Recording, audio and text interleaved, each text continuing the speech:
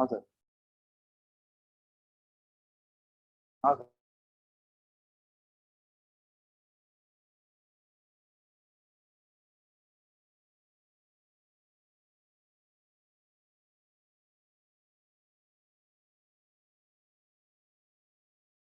रही है आवाज? आवाज आ रही है? हाथ उठाइए। ओके ओके, ठीक है। चलिए तो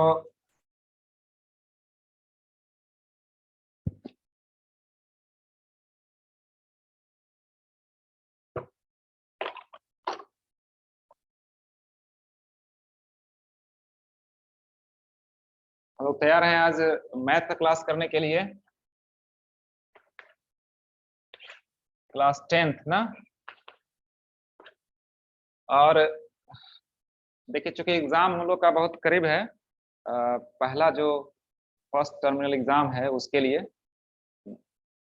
आपको दिसंबर में जो डेट है 7 दिसंबर से, तो उम्मीद है कि उसी में चालू भी हो जाएगा। तो हम लोग क्यों नहीं मॉडल जो सेट है उस पर कुछ डिस्कशन कर लेते हैं ना। मॉडल सेट है आपका कोई भी, जैसे हमारे पास सामने है मॉडल सेट 2। तो खैर कोई भी मॉडल सेट हो, देखिए सबका लगभग पैटर्न एक ही है। और हम लोग कोई भी क्वेश्चन उठाएंगे, लेकिन ऐसे आप लोग उसको बनाए भी होंगे, मगर हम लोग जो चर्चा करेंगे कि कैसे क्वेश्चन उससे और नया तरीके से राइज हो सकता है, नया नया क्वेश्चन बन सकता है, उस पर चर्चा करेंगे हम लोग। तो चलिए, मॉडल सेट जो भी होगा वो आपको तो पता है कि इसका टाइमिंग जो होगा लगभग 1.5 घंटे का है। और मैक्सिमम जो मार्क्स है वो 40 है। तो देखिए, आप बहुत सारे बच्चे ऐसा सोचते हैं कि बहुत जल्दी में ऑब्जेक्टिव है तो कोई भी टिक लगा करके ऐसे जल्दी करके खत्म करें, तो ऐसा नहीं है। टाइम लगेगा, और मैथ में तो जरूर है कि टाइम लगेगा। हम लोग अब कोई विषय में बहुत ज्यादा डेप्थ में नहीं जाएंगे, लेकिन ऊपर ऊपर बात को समझते हुए क्वेश्चन को बनाना सीखेंगे। जैसे देखिए आपके सामने मॉडल सेट ये 2 है, सेट 2। और इसका पहला क्वेश्चन हम लोग देखते हैं क्या लिखा हुआ है कि 140 को अभाज्य अभाज्य गुणनखंड अभाज्य गुणनखंडों में के गुणनफल के रूप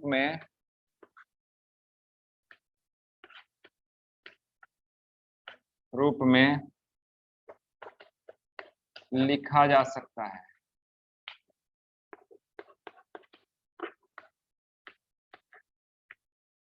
कैसे? ऑप्शन जो दिया हुआ है उससे देखिए। ए बराबर लिखा है 2 × 2 × 3 × 5। फिर लिख रहा है दूसरा 2 × 2 × 5 × 7। तीसरा है 2 × 2 × 3 × 7। फिर लिख रहा है 2 × 3 × 5 × 7। यही है। देखिए, ऑप्शन से भी कुछ हम लोग को समझना चाहिए कि कोई भी अभाज्य गुणनखंड अगर होगा 140 का, तो ऐसा तो नहीं है कि इसमें कुछ ऐसे संख्याओं को लिख दिया गया हो जो किसी और संख्या से डिवाइड होता होगा। जैसे 2 और 2 मान लिया जाए 4 करके लिख दिया होगा, अगर इन दोनों को मिलाकर 4, तो वो तो वैसे ही ऑप्शन खत्म हो जाएगा, क्योंकि वो अभाज्य गुणनखंड का रूप नहीं है। मान लिया 3 और 5 को गुना करके 15 लिख दिया जाए, तो 15 तो सही नहीं है, क्योंकि 15 एक अभाज्य संख्या नहीं होगा, वो गलत हो जाएगा ऑप्शन।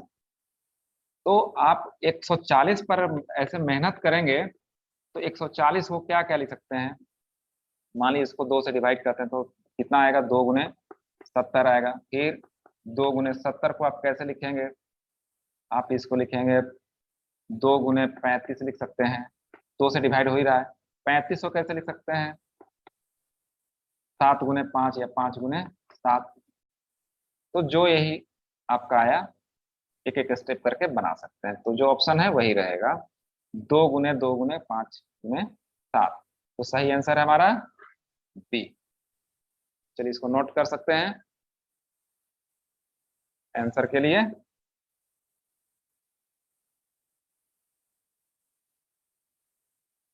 तो यही चीज आपको समझा दे रहे हैं, ऑप्शन भी देख करके समझना होगा कि कहीं ऐसा तो नहीं है कि मल्टीप्लाई करके लिख दिया है, 2 2 4 कर दिया होगा या 2 2 6 कर दिया होगा, तो वो सब ऑप्शन वैसे ही गलत हो जाएगा। और जिन बच्चों को लगता है कि नहीं और जल्दी बनावे, तो आप इन सबको मल्टीप्लाई करके भी देख लीजिए, कोई ऐसे सभी के सभी अभाज्य रूप में ही लिखे हुए हैं, तो जिसका भी आंसर 140 आएगा वो सही होगा। लेकिन उसमें थोड़ा रिस्क है कि हो सकता है 2 या 6 करके लिखा होगा, तो वो गलत हो जाएगा ना, अभाज्य के रूप में लिखना जरूरी है। चलिए अगला क्वेश्चन हम देते हैं, ये बदल बदल क्वेश्चन दिया जा रहा है, सीक्वेंस लगातार नहीं है, आगे पीछे भी हो सकता है। देखिए क्वेश्चन है ये कि धनात्मक दो धनात्मक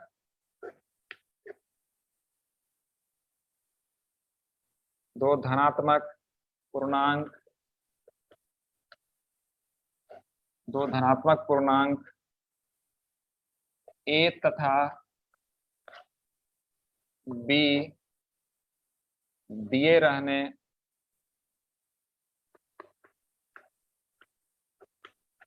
पर यदि अद्वितीय अद्वितीय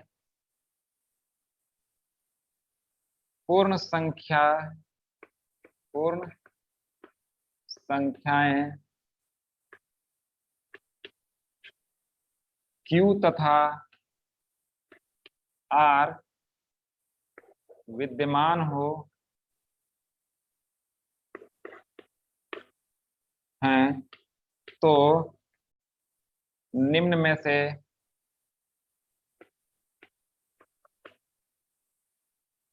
कौन सा कथन सत्य है? कौन सा कथन सत्य है? देखिए ऑप्शन दिया है ए बराबर बी क्यू प्लस आर, दूसरा ऑप्शन है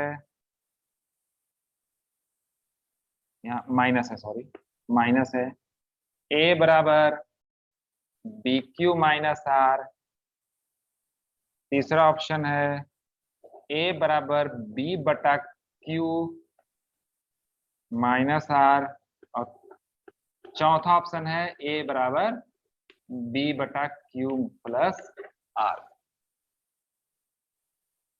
तो देखिए ये जो है यूक्लिड का विभाजन एल्गोरिथम है, यूक्लिड का विभाजन एल्गोरिथम। उन्होंने कहा था कि अगर दो धनात्मक संख्याएं ए और बी हैं, तो दो और नई संख्याएं, और द्वितीय मतलब होता है यूनिक, मतलब एक और केवल एक, दो संख्याएं कौन कौन आएंगे, क्यू और आर। आपको देखिए इतना लंबा चौड़ा जो लिखा हुआ है, यूक्लिड का जो फॉर्मूला था वो बस इसको याद रखिए इस तरह से कि दो दी हुई संख्याएं कौन कौन, ए और यहाँ बी, ऐसे भाग का जो पिक्चर बनता है वो ऐसे ही बनता है ना, बी यहाँ ए लिखे, यहाँ ये क्या है, भाजक है, ये भाज्य है, ये भाज्य कहलाता है। तो जब हम भाजक से भाज्य को भाग देते हैं तो भागफल भी कुछ जरूर आता होगा, और शेषफल भी फाइनल में कुछ ना कुछ जरूर आता होगा। बीच में क्या लिखा था उसको नहीं देखना है। तो इसको कैसे लिखेगा, आपको पता है कि भाज्य बराबर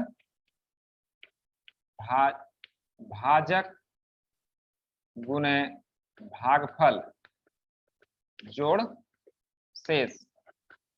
तो यही पिक्चर जो है अगर आपको याद है तो आप आराम से लिख सकते हैं कि ए बराबर होगा बी गुना क्यू और प्लस शेषफल यानी आर।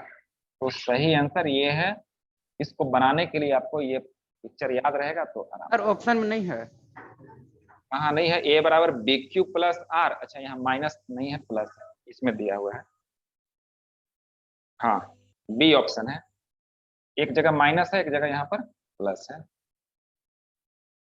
तो माइनस इसलिए नहीं होगा ना, क्योंकि ये दोनों संख्याएं पूर्ण संख्याएं की बात की गई है, इसीलिए हम लोग आर के आगे प्लस साइन ही लगाएंगे।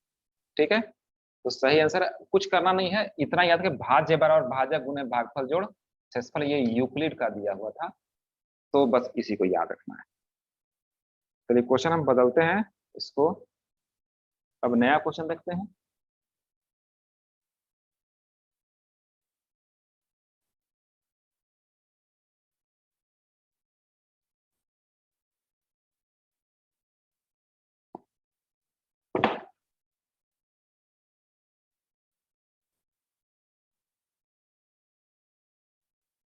यदि इसका 5वां नंबर, यदि बहुपद बहुपद x square minus 9x plus a के शून्यकों,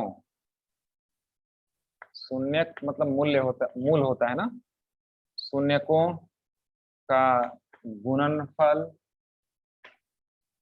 9 लिखा हुआ है, गुणनफल गुणनफल 8 है, तब इसके शून्यक होंगे, शून्यक हैं।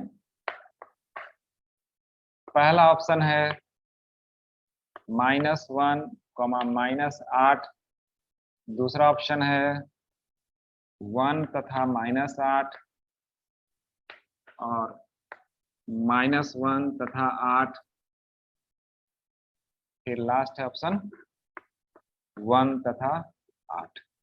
ठीक है, देखिए किसी भी बहुपद के लिए हम लोग को जो फॉर्मूला पता है, शून्यक यदि अल्फा बीटा हो, अल्फा बीटा शून्यक हो,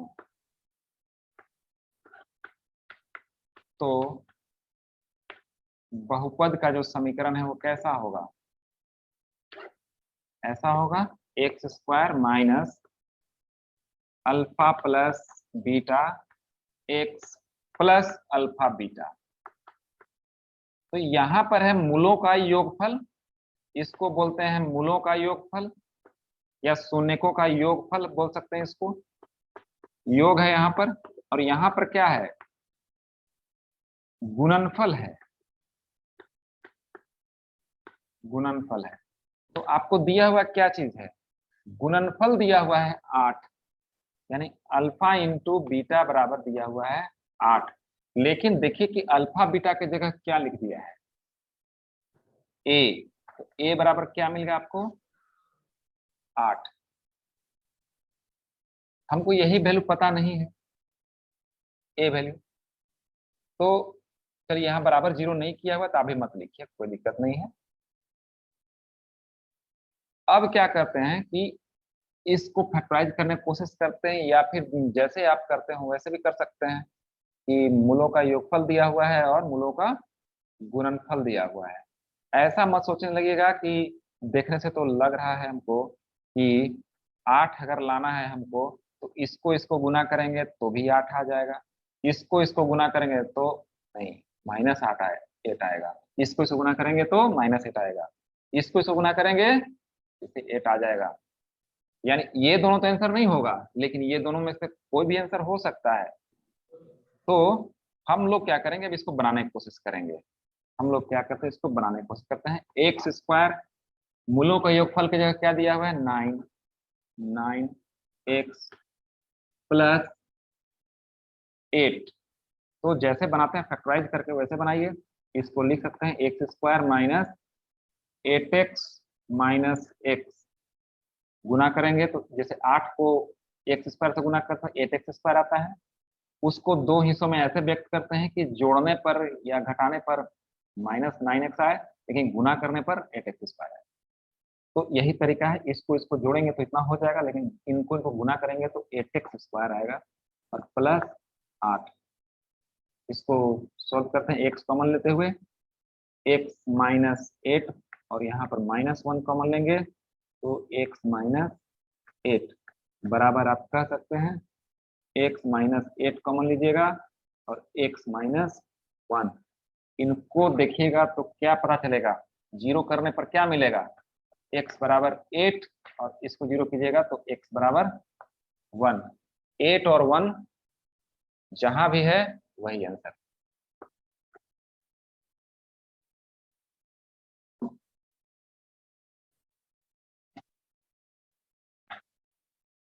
शून्य करने का मतलब है कि इतना को जीरो करना होता है, तब जो भी आंसर देगा वही मान्य होगा।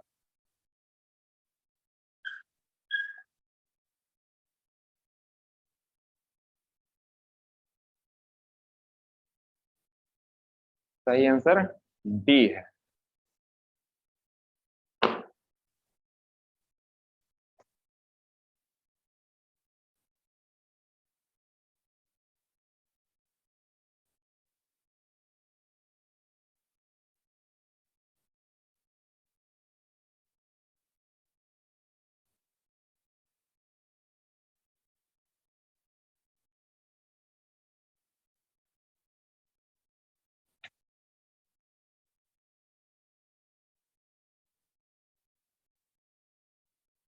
चलिए, इसके बाद हम एक और क्वेश्चन लेते हैं कि इसी से संबंधित द्विघात समीकरण से ही संबंधित है। यदि अल्फा और बीटा जो हैं बहुपद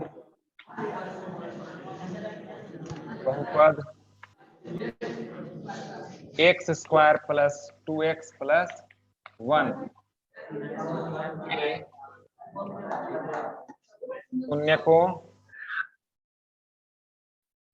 के शून्यक हैं, तब 1 by alpha plus 1 by beta बराबर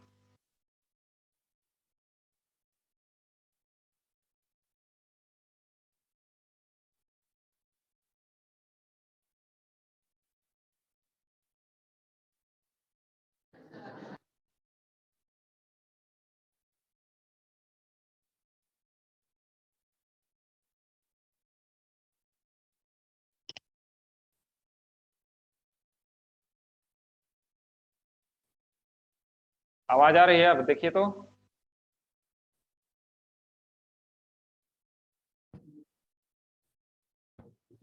आ रही है सर। आ रही है ना? ठीक है, चलिए। तो ऑप्शन जो है वो आपके सामने है। पहला ऑप्शन है कि 2 होगा, दूसरा ऑप्शन है -2, तीसरा ऑप्शन है 0 और चौथा ऑप्शन है 1।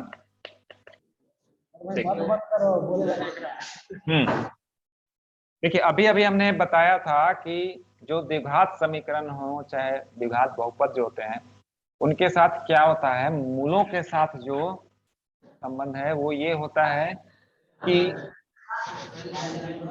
अल्फा प्लस बीटा बराबर होता है -b/a और मूलों का जो गुणनफल होता है वो c/a बराबर है। किसके लिए, ax square plus bx plus c के लिए, इसके लिए। तो हम देखेंगे a के जगह तो खैर यहाँ 1 है, b के जगह पर 2 है और c के जगह पर 1 है। तो यहीं पर हम आगे बढ़ जाते हैं। b का वैल्यू कितना है, 2/1 माइनस में p का वैल्यू 1 है, a का वैल्यू 1 है, तो 1/1 मतलब ये -2 आया और ये 1 आया।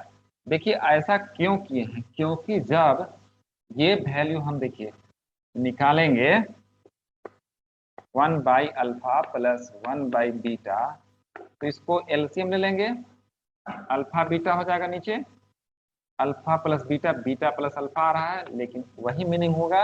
अल्फा प्लस बीटा का वैल्यू कितना दिया हुआ है, -2, और अल्फा इंटू बीटा का वैल्यू आया है 1, यानी आंसर हुआ कितना, -2। तो सही आंसर हमारा हुआ। हम लोग को ये समझना होगा कि मूलों का योगफल किसको कहेंगे और मूलों का गुणनफल किसको कहेंगे। बनते चला जाएगा।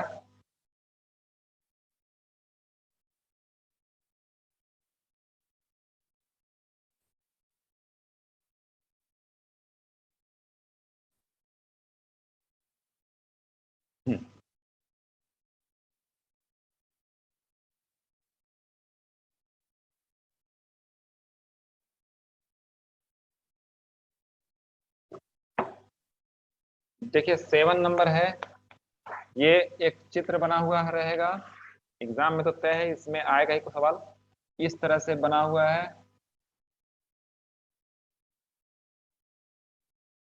इस तरह से पूछ रहा है शून्यकों की संख्या। ये एक बहुपद का पिक्चर है। 4 है सर जी। हाँ ठीक है, क्यों, क्योंकि इसमें क्योंकि px पर 4 बार काट रहा है। एक्स अक्ष को जितनी बार काटेगा वही, वाई अक्ष को मत गिन लीजिएगा। शून्यक जो होंगे कि शून्यकों की संख्या, संख्या बराबर 4, यही सवाल पूछा हुआ भी है। देखिए क्वेश्चन नंबर इसका 9 है। यदि रेखाएं, यदि रेखाएं 3x प्लस 2ky बराबर 2 और सर 8 क्वेश्चन छूट गया। 8 नंबर क्वेश्चन छूट गया। 8 क्वेश्चन छूट गया। 8 क्वेश्चन देख लिया जाए, उसी को देख लेते हैं। चलिए 1 नंबर क्वेश्चन है, समीकरण युग्म, हालांकि इसी पर आधारित सवाल था। समीकरण युग्म, समीकरण युग्म कह रहा है a1x plus b1y plus c1 बराबर 0,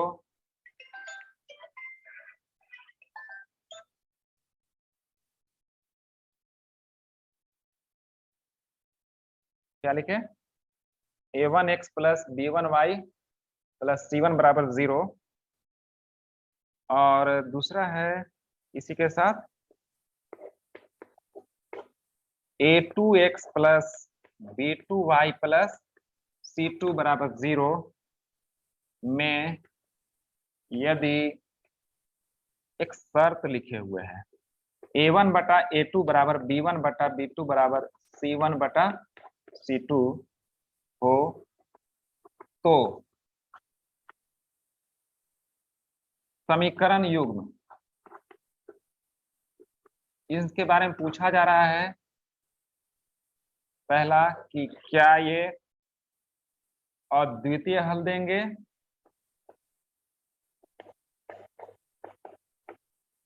दूसरा पूछ रहा है अनेक हल देंगे, अनेक हल, और तीसरा पूछा जा रहा है कोई हल नहीं, कोई हल नहीं। अनेक हल होगा सर जी। अनेक हल हो जाएंगे। और चौथा ऑप्शन है दो हल। देखिए दो हल होना ऐसा तो कोई मतलब नहीं निकलता है, ये जबरदस्ती लिखा हुआ होगा। 1 2 3 आंसर यही तीनों में से कोई एक होता है, चौथा ऑप्शन कुछ नहीं होगा ना। अगर एग्जाम में आता भी है तो ये जान लीजिए कि ये जब भी होगा अद्वितीय हल हो सकता है, या अनेक हल हो सकता है, या फिर कोई हल नहीं हो सकता है।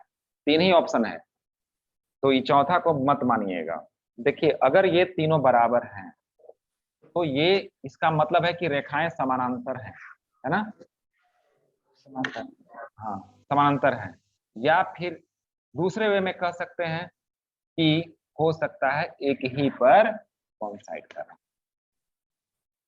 नहीं, समानांतर होने पर तो कोई हल नहीं होगा, तो समानांतर वाला में यहाँ कटा हुआ मिलेगा। लेकिन रेखाएं जैसे देखिए अपने समझिए 2x प्लस 3y बराबर मान लीजिए 5 लिखे, तो दूसरा भी कैसे लिख देंगे सोचिएगा, 4x प्लस 6y प्लस बराबर 10। तो इसमें क्या होगा कि 2/4 करेंगे वही आएगा, 3/6 करेंगे वही आएगा, 5/10 करेंगे वही आएगा। तो होता क्या है ना कि देखिए यहाँ भी ये समीकरण और ये समीकरण दो नहीं है, एक ही है। कटेगा तो ये भी यही पहुंच जाएगा, दो दो कॉमन लेके काट दीजिए, यही है। यानी एक ही रेखा पर दूसरा है रेखा आकर के मिल गया।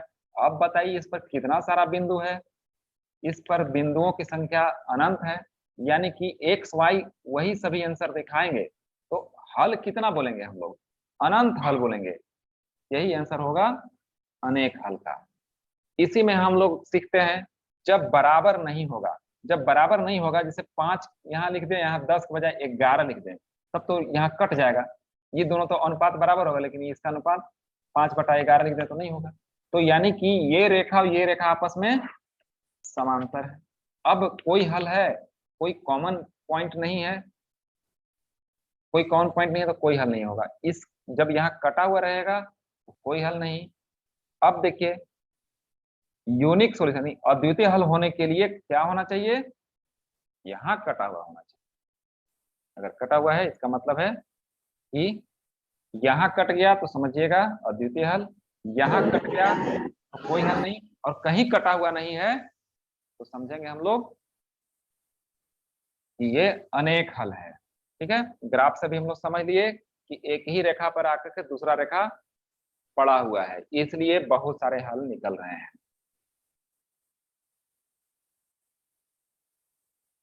देखिए नवा क्वेश्चन भी इसी पर आधारित था, इसलिए बात कर रहे हैं 9 क्वेश्चन। यदि रेखाएं यदि रेखाएं 2x 3x sorry 3x plus 2ky बराबर 2 और 2x प्लस 5y बराबर 1 समांतर हों, समांतर हैं, तो k का मान होगा। चलिए ऑप्शन हम लोग लिख सकते हैं। k का मान आंसर बता रहा है -11/4, या k का मान होगा -15/4, या फिर होगा 15/4, या होगा 11/4। अभी बता भी रहे थे कि समांतर होने पर क्या होगा, इन लोग दोनों तो बराबर रहेगा, ये वाला ये है ना ऑन है। Hello sir. हाँ बताइए।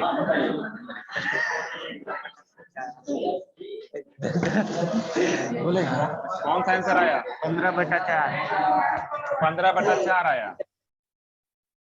तो शर्त याद है समानांतर, ये 9 ये a1/a2 बराबर b1/b2 बराबर नहीं होना चाहिए c1/c2 समानांतर के लिए। तो खैर इतना से चलिए आपको, क्योंकि k जो है x या y का गुणांक है ना, तो 3 यहाँ वाला 2 बराबर होना चाहिए 2k यहाँ वाला y का गुणांक क्या है, 5 है, 5 सर/5। हाँ। तो k का मान क्या होगा, 5 को इधर ले जाइए 15, 2 को नीचे ले आइए हो जाएगा 4 बराबर k, यानी k बराबर निकला 15। ठीक है, सही निकाले थे।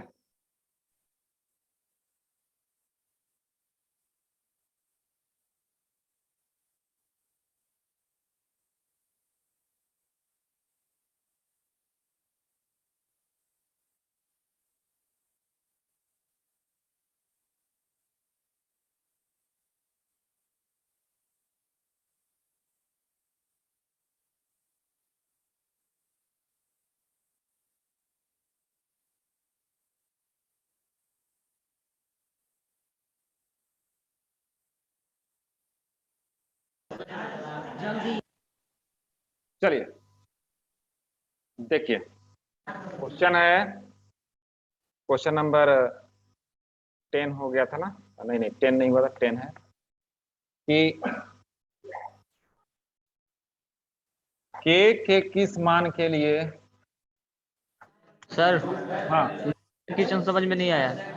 पिछला क्वेश्चन 9th वाला 9th वाला।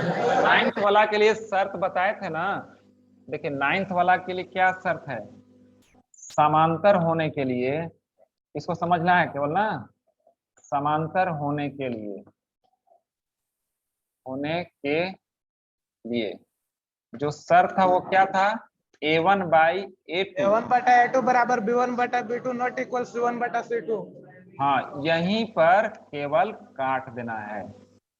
तो कहिए कि इसका इस्तेमाल क्यों नहीं किए, इसलिए नहीं किए क्योंकि हमको k का जो वैल्यू था वो या तो x का गुणांक था या y का गुणांक था।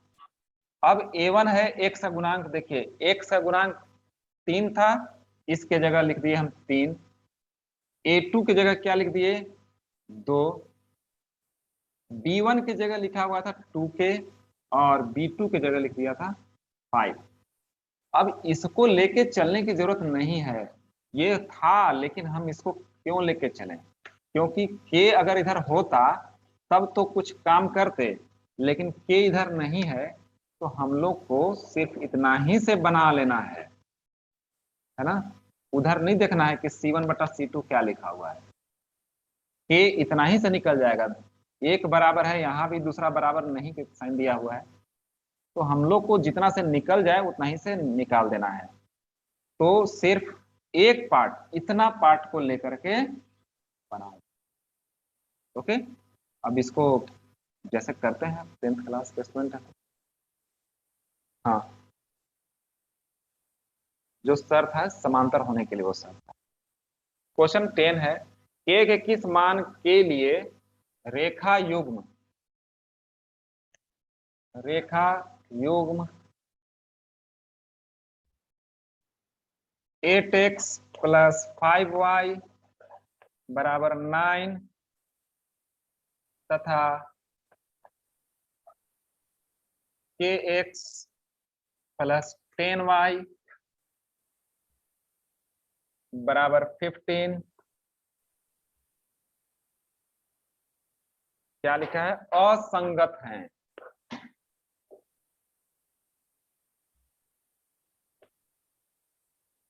असंगत हैं।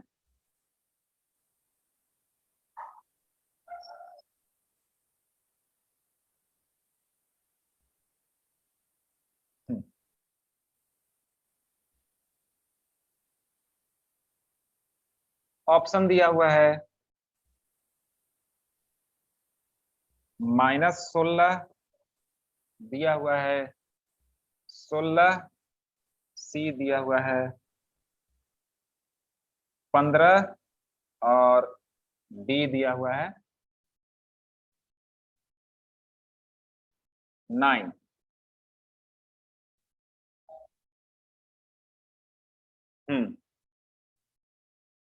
समझ में आ रहा है। तो ये बताइए कि असंगत हल होने के लिए क्या शर्त है।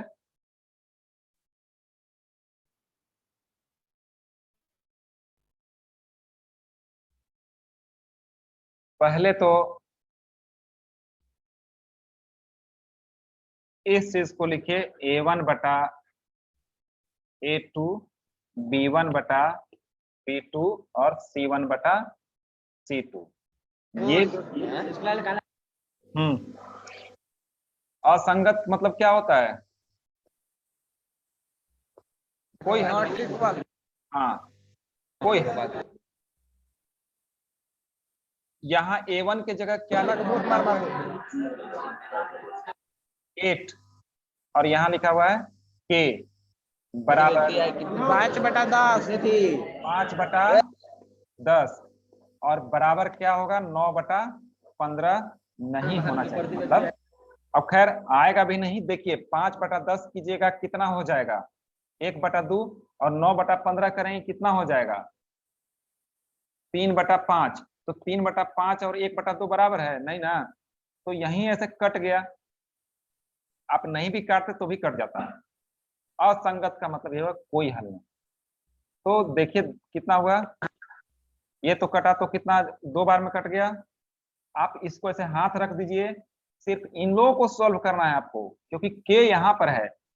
देखिए 2 गुने 8 16 हो जाएगा, के वहां चला जाएगा, 1 से गुना हो जाएगा तो के हो जाएगा, यानी के बराबर कितना आएगा 16। 2 गुने 8 16 हुआ, के उधर चला गया 1, तो के का मान होगा कितना 16। असंगत हल या कोई हल नहीं या समानांतर होना एक ही चीज है ना।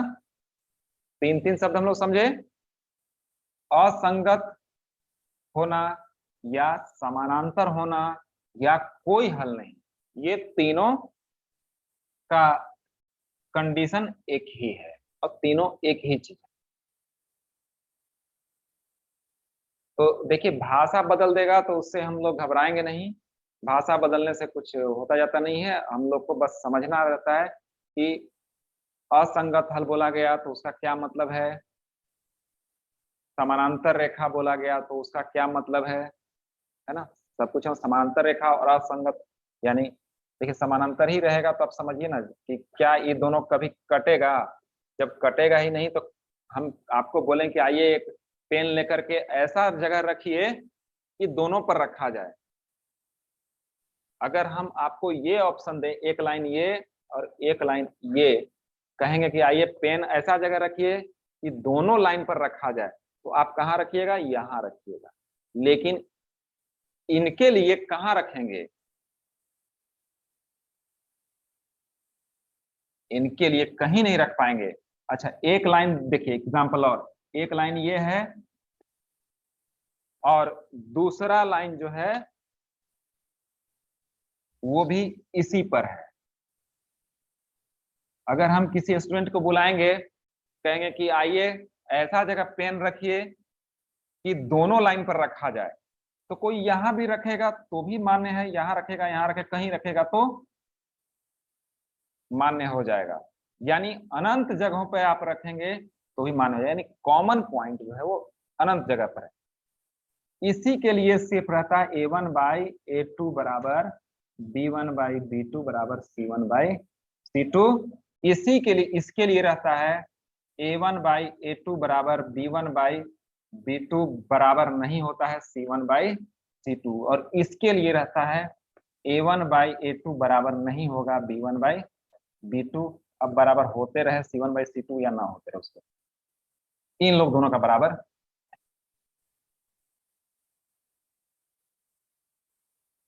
चलिए ठीक है, तो हम लोग अब इसके बाद क्लास 10th के लिए ही बायोलॉजी का क्लास होगा।